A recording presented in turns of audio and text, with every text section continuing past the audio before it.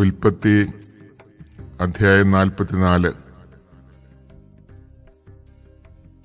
Joseph വീട്ടുകാര്യസ്ഥനെ വിളിച്ചു പറഞ്ഞു, അവരുടെ ചാക്കുകളിലെല്ലാം അവർക്ക് കൊണ്ടുപോകാവുന്നിടത്തോളം ധാന്യം നിറയ്ക്കുക.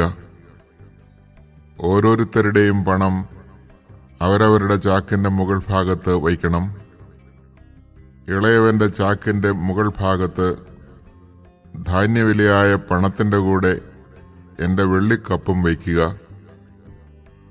അവൻ ജോസഫ് പറഞ്ഞതുപോലെ ചെയ്തു. നേരം പുലർന്നപ്പോൾ അവൻ അവരെ തങ്ങളുടെ കഴുതകളോടുകൂടി യാത്രയാക്കി. അവർ നഗരം വിട്ട് അധികം കഴിയും മുമ്പ് ജോസഫ് കാര്യസ്ഥനെ വിളിച്ചു പറഞ്ഞു, ഉടനെ അവരുടെ പിറകെ എത്തുക. അവരുടെ അടുത്തെത്തുമ്പോൾ അവരോട് പറയുക, നിങ്ങൾ നന്മയ്ക്ക് പകരം തിന്മ ചെയ്തത് എന്തുകൊണ്ട്? നിങ്ങൾ എന്റെ വെള്ളിക്കപ്പ് കട്ടെടുത്തത് എന്തിന്? ഇതിൽ നിന്നല്ലേ എന്റെ യജമാനൻ പാനം ചെയ്യുന്നത്? ഇതുപയോഗിച്ചല്ലേ അദ്ദേഹം പ്രവചനം നടത്തുന്നത്? നിങ്ങൾ ചെയ്തത് തെറ്റായിപ്പോയി. അവരുടെ ഒപ്പമെത്തിയപ്പോൾ അവൻ അവരോട് അപ്രകാരം തന്നെ പറഞ്ഞു. അവർ അവനോട് പറഞ്ഞു, യജമാനൻ എന്താണ് ഇങ്ങനെ സംസാരിക്കുന്നത്? അങ്ങയുടെ ദാസന്മാർ ഇത്തരമൊരു കാര്യം ഒരിക്കലും ചെയ്യാൻ ഇടയാകാതിരിക്കട്ടെ. ഞങ്ങളുടെ ചാക്കിൽ കണ്ട പണം കാനാൻ ദേശത്തുനിന്ന് ഞങ്ങൾ അങ്ങയുടെ അടുത്ത് തിരികെ കൊണ്ടുവന്നല്ലോ. അപ്പോൾ പിന്നെ ഞങ്ങൾ അങ്ങയുടെ യജമാനന്റെ വീട്ടിൽ നിന്ന് പൊന്നും വെള്ളിയും മോഷ്ടിക്കുമോ? അത് അങ്ങയുടെ ദാസരിൽ ആരുടെ പക്കൽ കാണുന്നുവോ അവൻ മരിക്കണം. ഞങ്ങളെല്ലാവരും യജമാനന് അടിമകളുമായി കൊള്ളാം. അവൻ പറഞ്ഞു, നിങ്ങൾ പറയുന്നത് പോലെ ആകട്ടെ.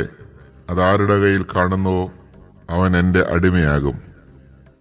മറ്റുള്ളവർ നിരപരാധരായിരിക്കും. ഉടൻ തന്നെ ഓരോരുത്തരും താങ്കളുടെ ചാക്ക് താഴെയിറക്കി കെട്ടഴിച്ചു. മൂത്തവൻ മുതൽ ഇളയവൻ വരെ എല്ലാവരെയും അവൻ പരിശോധിച്ചു. ബെഞ്ചമിന്റെ ചാക്കിൽ കപ്പ് കണ്ടെത്തി. അവർ തങ്ങളുടെ വസ്ത്രം വലിച്ചീറി ഓരോരുത്തരും ചുമട് കഴുതപ്പുറത്ത് കയറ്റി പട്ടണത്തിലേക്ക് തന്നെ മടങ്ങി. യൂദായും സഹോദരന്മാരും ജോസഫിന്റെ വീട്ടിലെത്തി. അവൻ അപ്പോഴും അവിടെ ഉണ്ടായിരുന്നു. അവർ അവന്റെ മുമ്പിൽ കമിഴ്ന്നു വീണു.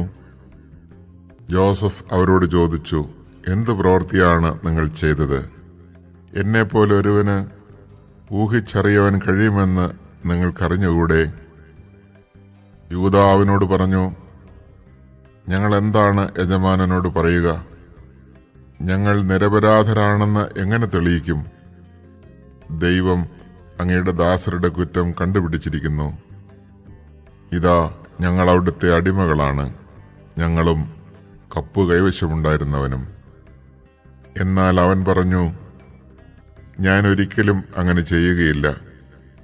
കപ്പ് കൈവശം വരുന്നവൻ മാത്രം എനിക്ക് അടിമയായിരുന്നാൽ മതി. മറ്റുള്ളവർക്ക് സമാധാനമായി പിതാവിന്റെ അടുത്തേക്ക് പോകാം.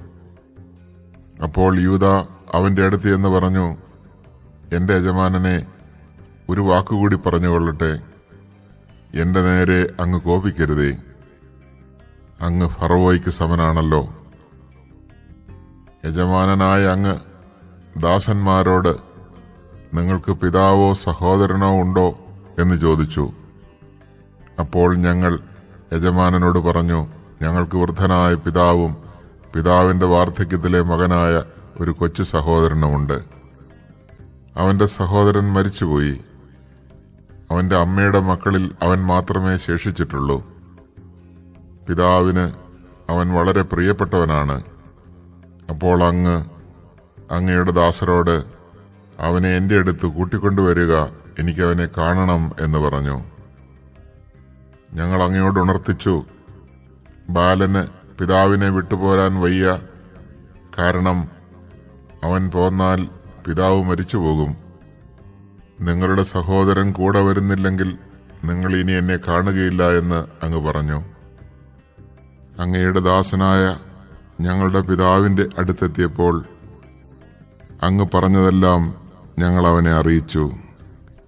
പിതാവ് ഞങ്ങളോട് വീണ്ടും പോയി കുറെ ധാന്യം കൂടി വാങ്ങിക്കൊണ്ടുവരുവാൻ ആവശ്യപ്പെട്ടു.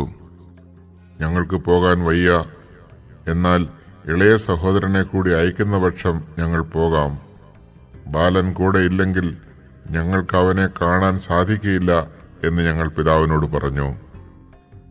അപ്പോൾ അങ്ങയുടെ ദാസനായ ഞങ്ങളുടെ പിതാവ് പറഞ്ഞു, എന്റെ ഭാര്യ 2 പുത്രന്മാരെ എനിക്ക് നൽകി എന്ന് നിങ്ങൾക്കറിയാമല്ലോ. ഒരുവൻ എന്നെ വിട്ടുപോയി. അപ്പോൾ ഞാൻ പറഞ്ഞു, തീർച്ചയായും അവനെ വന്യമൃഗം ചീന്തിക്കീറി കാണും. പിന്നെ അവനെ ഞാൻ കണ്ടിട്ടില്ല. ഇവനെയും കൊണ്ടുപോയിട്ട് ഇവൻ എന്തെങ്കിലും പിണഞ്ഞാൽ വൃദ്ധനായ എന്നെ ദുഃഖത്തോടെ നിങ്ങൾ പാതാളത്തിൽ ആഴ്ത്തുകയായിരിക്കും ചെയ്യുക. അവന്റെ ജീവൻ ബാലന്റെ ജീവനുമായി ബന്ധിക്കപ്പെട്ടിരിക്കൊണ്ട് ഞാൻ അവനെ കൂടാതെ പിതാവിന്റെ അടുത്ത് ചെന്നാൽ ബാലൻ ഇല്ലെന്ന് കാണുമ്പോൾ അവൻ മരിക്കും. വൃദ്ധനായ പിതാവിനെ ദുഃഖത്തോടെ ഞങ്ങൾ പാതാളത്തിൽ ആഴ്ത്തുകയായിരിക്കും ചെയ്യുക. കൂടാതെ ഞാൻ അവനെ അങ്ങയുടെ പക്കൽ തിരിച്ചെത്തിക്കുന്നില്ലെങ്കിൽ ജീവിതകാലം മുഴുവനും ഞാൻ അങ്ങയുടെ സമക്ഷം കുറ്റക്കാരനായിരിക്കും എന്ന് പറഞ്ഞ് അങ്ങയുടെ ദാസനായ ഞാൻ ബാലനെക്കുറിച്ച് പിതാവിന്റെ മുമ്പിൽ ഉത്തരവാദിത്വം ഏറ്റെടുക്കുകയും ചെയ്തിട്ടുണ്ട്. അതിനാൽ ബാലന് പകരം അങ്ങയുടെ അടിമയായി നിൽക്കുവാൻ എന്നെ അനുവദിക്കണമെന്ന് ഞാൻ അപേക്ഷിക്കുന്നു. ബാലൻ സഹോദരന്മാരുടെ കൂടെ തിരിച്ചു പോയിക്കൊള്ളട്ടെ. അവനെ കൂടാതെ ഞാൻ എങ്ങനെ പിതാവിന്റെ അടുത്ത് ചെല്ലും? അവന് സംഭവിക്കുന്ന ദുരന്തം ഞാൻ എങ്ങനെ സഹിക്കും?